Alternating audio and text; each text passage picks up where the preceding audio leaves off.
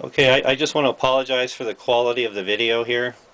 My camera work and the style of the camera and how much way the camera's pointed, um, how I'm holding the camera with the object that I'm showing. If I'm moving the camera around a lot when I'm showing the object, or if it's going in and out of focus, or if there's bad lighting, or if the sound quality goes up and down, I want to apologize for that right off the bat. So. And also my ad-libbing. So as I'm making a video, I'm ad-libbing. I don't really script my videos, so I just talk as I go and try to explain things as best as I can while I'm pointing the camera at them. Anyhow, this is the kilowatt meter. So it has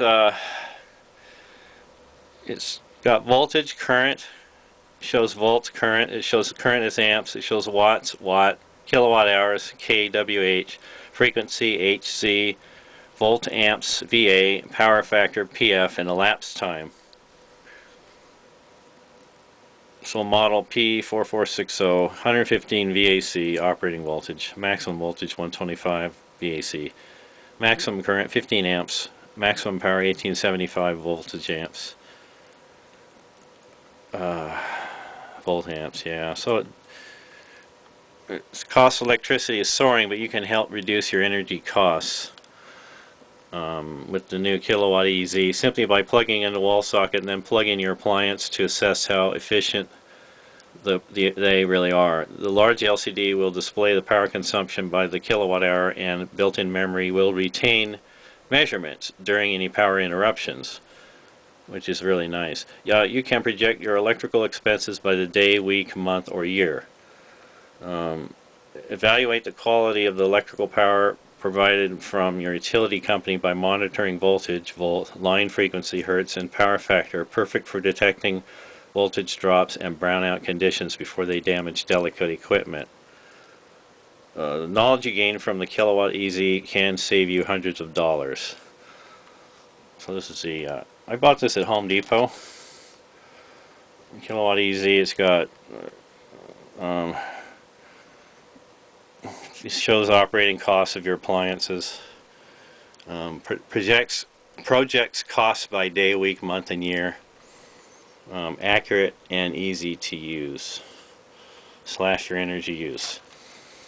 And here's a warning for anybody that's interested in buying the LED lights that fit into the light socket.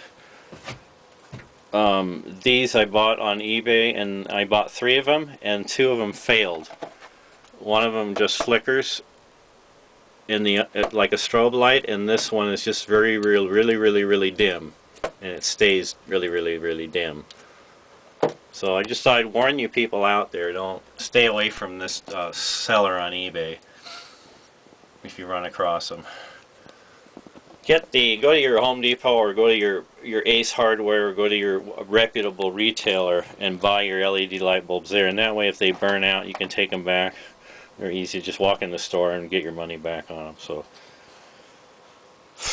but if you're interested in monitoring, measuring your power, this thing I've gotten good results from it so far. You can see how much it's costed me. If I can get the focus right, I'm sorry about this. Really apologize for the quality of the video here. It's just terrible. I know I'm shaking the camera too much. Some of the amps I'm using now, and then I have the 2 netbooks with the wireless router, cable modem, wireless headset, and I have a battery charger. And I'm running 2 lights in here, a light fixture to fluorescent 6-foot light fixture, and then I have a CFL bulb running in here at the same time. So that's the total amount of power I'm using in here in this room off the system. That's what this PowerBright, all these readings you're getting are off this PowerBright. It's drawing the DC from the batteries and converting it into AC. And this is a sine inverter, so it doesn't use it's not like a modified cheaper inverters. This is a not square waveform, but a more analog power output, so it's a better quality of power. which helps if you're using a lot of digital sensitive digital instruments and circuits. You don't want to use them. You won't want to never use the square wave for that. If you're running a fan or power tools or something, you don't care if they wear out faster or whatever. You can use or emergency power, use a modified. Even a television set, those are good for running a TV set on. You might get fuzzy, but yeah, okay. PF steers. So all these settings right here are the same as I had on my original kilowatt meter. And you'll notice the voltage is 150 is higher on this one than my other one. My other one always read real low, like 104, 103 volts for this on the other kilowatt meter I had. And here's the other added features it has. This cost.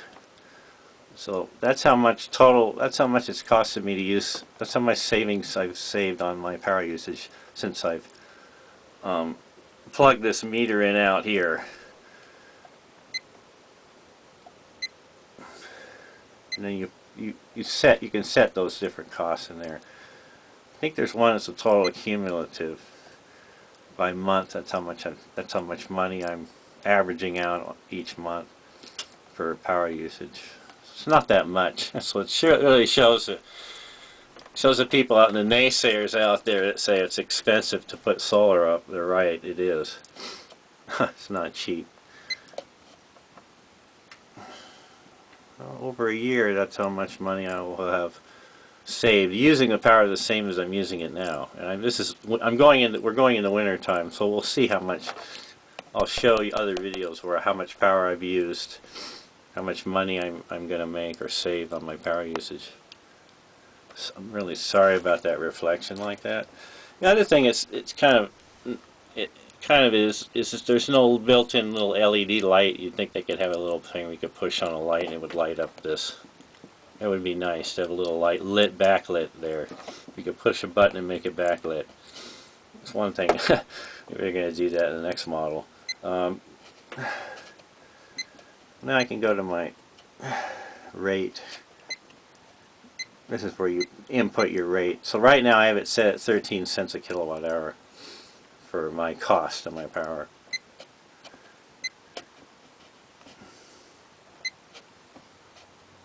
It's fixed on there. Elapsed time.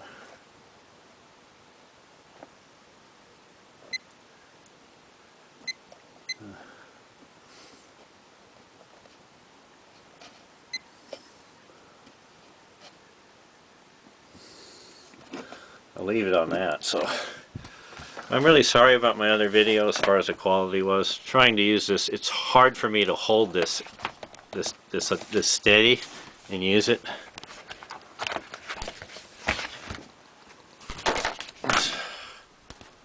So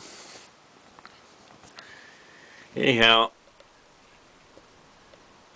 stay well and share your thoughts. Feel free to leave a comment or shoot me a video response. Tell me what you think of my videos, or if you have any suggestions on how I can do these better without having to spend a lot more money or use up a lot of time to do it, then maybe I could do these videos differently in the future.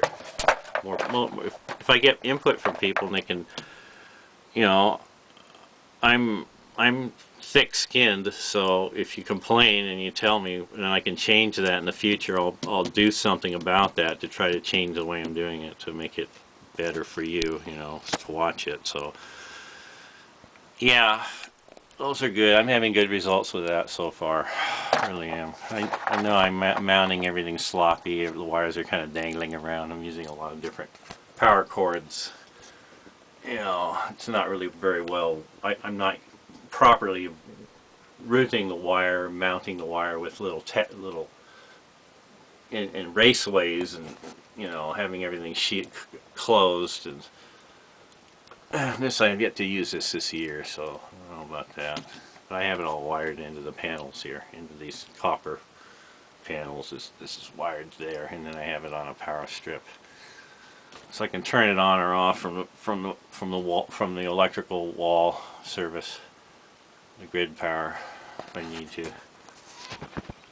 Yeah, I'm really far away from being off the grid. I mean, I have an electric stove, I have an electric water heater, I have fans on, and the TV's on, and I have an electric dishwasher, and you know, it adds up. Electric dishwasher, electric washing machine, electric dryer, electric water heater, you know, an electric, all, you know, the television on, and fans on. So I use my share of power. You know, I buy my share of power from a power company. So I'm not, this is barely putting a dent in the amount of electricity that my wife and myself use in the house that I live in.